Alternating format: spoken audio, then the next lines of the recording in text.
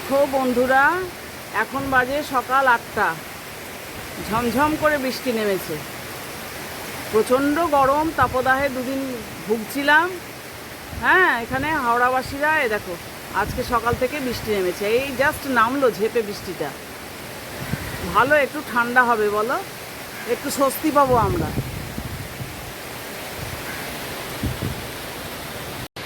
শুভ সকাল, good morning বন্ধুরা। সবাই কেমন আছো? নিশ্চয়ই ভালো আছো আর সুস্থ আছো। আবার একটি আমাদের নতুন দিন, নতুন সকাল, কিন্তু ঝমঝমিয়ে বৃষ্টি শুরু হয়েছে। দেখালাম তোমাদেরকে, একটু ঠান্ডা হবে। 2-3 দিন অসহ্য গরম ছিল। হ্যাঁ, বৃষ্টিটা কম হচ্ছিল, রোদ্দুর উঠেছিল, ব্যাস প্রচণ্ড গরম, খুব কষ্ট হচ্ছিল। আশা করি আজকে একটু ঠান্ডা ঠান্ডা ওয়েদার পাবো।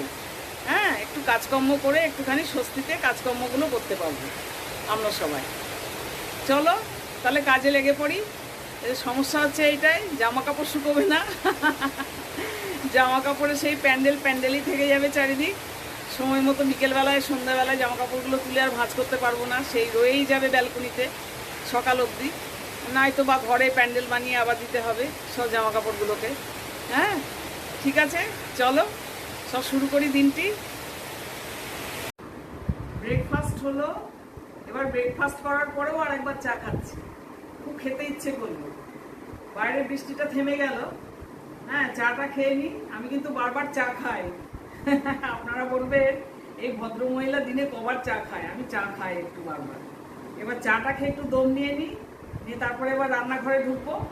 যুদ্ধন দেই আবার রান্না পর্বটা নিয়ে। হ্যাঁ, আপনারাও খান একটু করে চা, লিকার খাবেন, কোনো অসুবিধা হবে না। দেখো বন্ধুরা, এর আগের দিন ইলিশ মাছ একটা গোটা নিয়ে এসেছিল, একটু বড় সাইজেরই, তোমাদের দেখিয়েছিলাম। সেই ইলিশ মাছের আমি একটু অন্যরকমভাবে আজকে একটা প্রিপারেশন করব। আমরা তো সর্ষে ইলিশ, দই ইলিশ যাই খাই না কেন, সর্ষে দিয়েই তো খাই। তো আমি একটা বাড়িতে খেয়েছিলাম, আমার এক রিলেটিভের বাড়িতে। তো উনি যেভাবে করেছিলেন আমি ঠিক সেইভাবেই করার চেষ্টা করছি। খারাপ কিন্তু লাগেনি, ভালোই লেগেছিল ইলিশ মাছের প্রিপারেশনটা। ওই জন্য দেখো 4 পিস ইলিশ নিয়ে নিয়েছি। হ্যাঁ, এই যে 4 পিস ইলিশ নিয়ে নিয়েছি। আর এদিকে নিয়েছি শুকনো লঙ্কার গুঁড়ো, জিরে গুঁড়ো আর হলুদ গুঁড়ো বাটিতে। আর এদিকে নিয়েছি সর্ষে পাউডার, তার মধ্যে একটু কাঁচা তেল দিয়ে দিলাম আর একটু লবণ দিয়ে দিলাম। তোমরা কিন্তু কালো সর্ষে সাদা সর্ষে মিক্সড করে একটু বেটে নিতেও পারো। হ্যাঁ, সেটাও কিন্তু করতে পারো। আমি ওই বাটাবাটির একটু আমার অসুবিধা আছে, আমার কোয়ার্টারে শিলনোড়া আনিনি। ওই অল্প পরিমাণে তো সর্ষেটা ঠিক বাটা হয় না মিক্সিতে ভালো মতন করে। বেশি হলে অনেক ভালো পেস্ট হয়, কিন্তু অল্প পরিমাণে হলে ভালো পেস্ট হয় না। ওই জন্য আমি আবার ছাঁকতে হবে, একটুখানি শর্টকাটে করছি। ঘরের রান্না তো, দুজনে খাবো, ওই জন্য সর্ষে পাউডারটা ইউজ করেছি আমি, মাস্টার্ড পাউডার যেটা। তার মধ্যে একটু কাঁচা তেল দিয়ে দিয়েছি আর লবণ। এটা জল দিয়ে ভিজিয়ে বেশ খানিকক্ষণ রেখে দেবো। আর এইটা একটা মিশ্রণ একটা করে নেব এই মশলাটার। ইলিশ মাছের এই প্রিপারেশনটা কিন্তু খুব ভালো লাগবে, খারাপ লাগবে না, একটু অন্যরকম লাগবে। একদিন করে দেখবে তোমরা। দেখো বন্ধুরা, আমি মিশ্রণ দুটো জলে গুলে রেখে দিলাম, খানিকক্ষণ রেখে দেবো। এটা সর্ষের পাউডারের তেল আর কাঁচা তেল, সর্ষের তেল আর একটু লবণ দিয়ে এটা খানিকটা ভিজবে। আর এদিকে ওই যেটা দেখালাম জিরে গুঁড়ো, লঙ্কা গুঁড়ো, শুকনো লাল কাশ্মীরি লঙ্কার গুঁড়ো আর হলুদ দিয়ে এটা একটা মিশ্রণ আমি তৈরি করে রাখলাম। দেখো এবার কড়াইটা কিন্তু আমি গ্যাসে চাপিয়ে দিয়েছি, দিয়ে এবার সর্ষের তেল দিয়ে দেবো পরিমাণ মতন। আমার তো মাছের কম, কাজেই সেই মতন পরিমাণ মতন তোমরা তোমাদের পরিমাণ মতন দিয়ে দেবে তেল।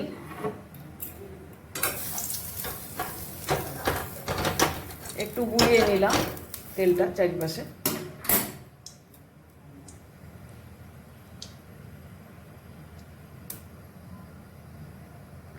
একটু গরম হতে দিচ্ছি তেলটা, কাঁচা তেলে তো হবে না, একটু তেলটা গরম হতে হবে। গরম হচ্ছে তেলটা।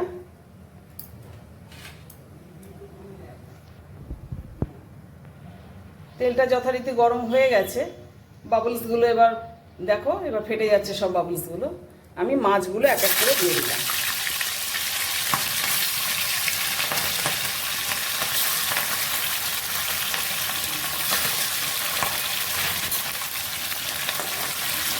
মাছগুলো আমি দিয়ে দিলাম।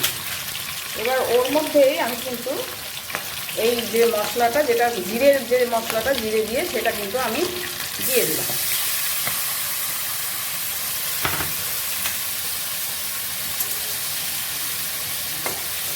এবার অল্প আঁচে, আঁচটা কমিয়ে দিলাম, অল্প আঁচে একটু এই মশলাটার সাথে মাছটা একটু ভেতরে ঢোকাতে হবে, মাছের ভেতরে এই মশলাটাকে। তার জন্য অল্প আঁচে একটু এপিট ওপিট করে নিতে হবে মাছটাকে এই মশলাটার সাথে।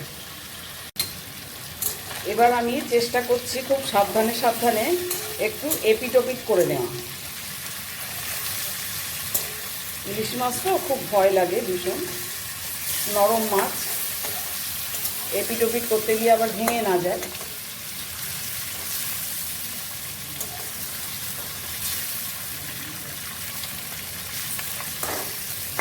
একটু এপিট ওপিট করে নিলাম। এটা কিন্তু ভাজা হচ্ছে না, জাস্ট মশলাটা ওর ভেতরে একটুখানি ঢোকানো হচ্ছে। কম আছে, একদম আঁচ সিমে করে দিই।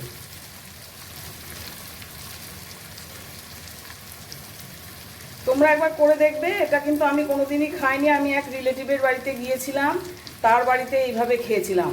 হ্যাঁ, মানে এটা তো জাস্ট শুধুমাত্র সর্ষে ইলিশ নয়, এটা কিভাবে করেছো? তো উনি বলেছিলেন, আমি এইভাবে করেছিলাম, উনি বলে দিয়েছিলেন। এছাড়া অনেকেই হয়তো জানো এটা, এই প্রিপারেশনটা, এবং অনেকে করো। হ্যাঁ, এবার আমি অলরেডি এই সর্ষে পাউডারটাও কিন্তু দিয়ে দিলাম। যে মিশ্রণটা আমি করেছিলাম সর্ষে পাউডারের, সেইটা আমি ওতে দিয়ে দিলাম। এবারও আবার একটুখানি এপিট ওপিট করে নেব। একদম কম আছে হচ্ছে, জানো তো।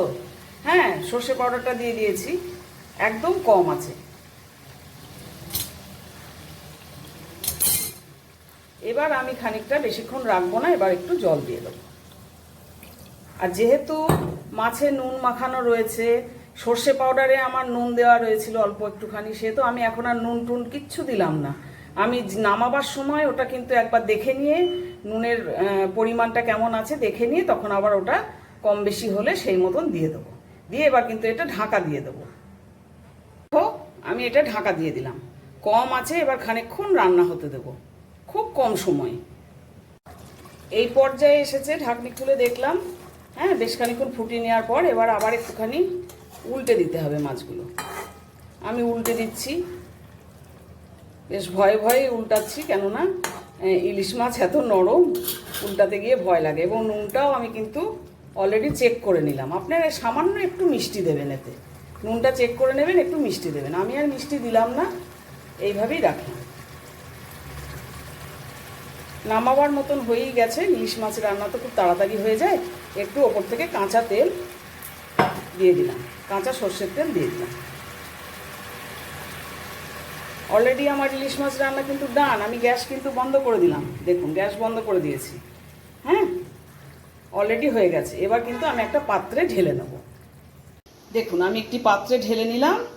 আমার কিন্তু ইলিশ মাছটির রেসিপিটি কিন্তু হয়ে গেল। আপনারা তো শুধু সর্ষে দিয়েই খান বরাবর, এভাবে একবার একটু করে দেখবেন, আশা করি খারাপ লাগবে না।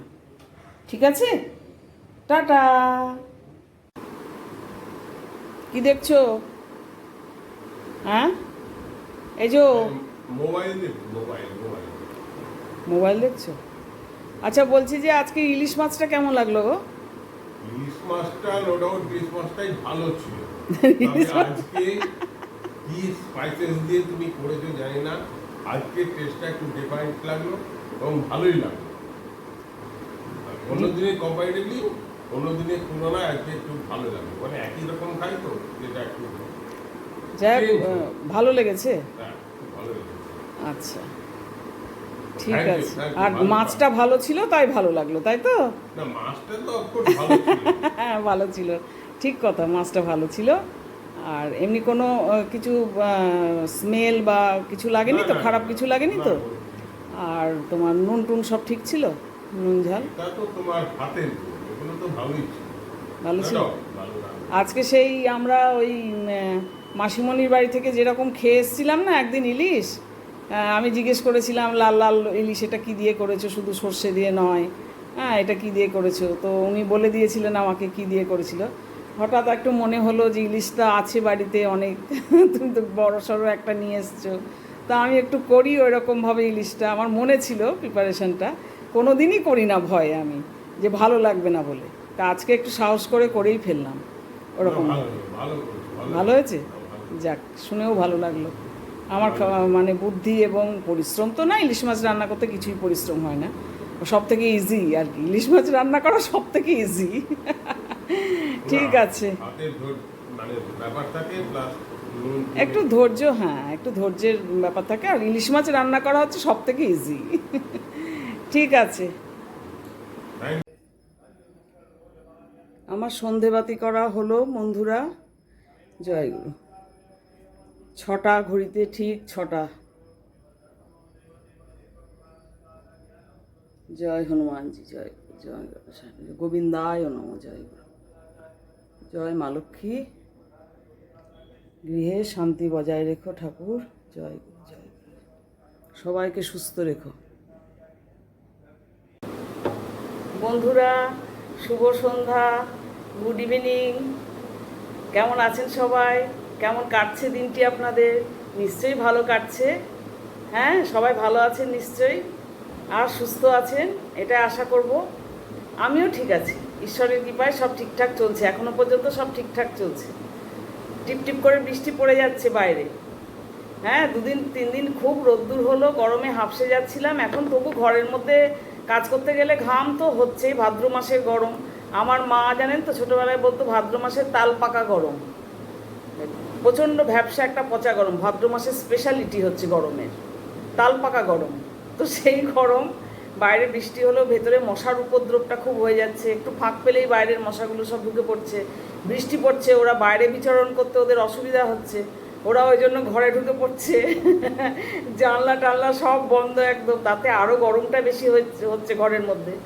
হ্যাঁ, তবে বাইরের দিকটা একটু ঠান্ডা ঠান্ডা, যেহেতু বৃষ্টি হচ্ছে সকাল থেকে, সেহেতু বাইরের দিকটা কিন্তু ঠান্ডা ঠান্ডা। এখনও টিপটিপ করে বৃষ্টি হচ্ছে বাইরে, দেখে এলাম। হ্যাঁ, সন্ধে দিয়ে চা খেয়ে সন্ধে দিয়ে তারপর বাইরেটা দেখলাম অন্ধকার হয়ে গেছে, টিপটিপ করে বৃষ্টি পড়ছে। সব ছাতা মাথায় দিয়ে দিয়ে যাদের যেতে হচ্ছে রাস্তায় ছাতা মাথায় দিয়ে দিয়ে যাচ্ছে। এই দেখলাম জেলখানার মধ্যে জীবন, আর কি করব। হাউসওয়াইফ মানুষদের যা হয়, জেলখানার মধ্যে সবসময় থাকতে হবে, 4 দেয়ালে দেশলাই বক্সের মধ্যেই থাকতে হবে। হ্যাঁ, ঠিক আছে, আপনারা সবাই আনন্দ করুন, যাদের যাদের সুযোগ আছে সবাই মিলে একসাথে একটু আনন্দ করার, একটু ঘরের মধ্যে একসাথে থাকার আনন্দ করুন, সবাই একসঙ্গে থাকুন। হ্যাঁ, আর ভালো থাকুন। আমি তাহলে আজকে শেষ করছি ভিডিওটা এখানেই, আর গুড নাইট জানিয়ে দিচ্ছি আপনাদেরকে সবাই। আপনারা রোজকার মতন, আমি আবারও বলবো, রোজই বলবো, হ্যাঁ ওয়াইটি প্ল্যাটফর্মে যতদিন থাকবো রোজই বলবো যে আলাপি মনকে একটু সাপোর্ট করুন, একটু সাবস্ক্রাইব করুন আমার চ্যানেলকে, আর আমার ভিডিওগুলি দেখুন, স্কিপ না করে করে প্লিজ একটু ভিডিওগুলি দেখুন। লাইক কমেন্ট পারলে শেয়ার করে দেবেন একটুখানি, আর কমেন্ট করলে আমার খুব মনে খুশি হয়, আনন্দ হয়, জানেন তো। মনে হয় যে একটা ছোঁয়া পাচ্ছি, একজনের স্পর্শ পাচ্ছি এই কমেন্টের মাধ্যমে, খুব ভালো লাগে। ঠিক আছে, আবার আসবো আরেকটি ভিডিও নিয়ে, নতুন একটা ভিডিও নিয়ে। হ্যাঁ, টাটা আজকের মতন।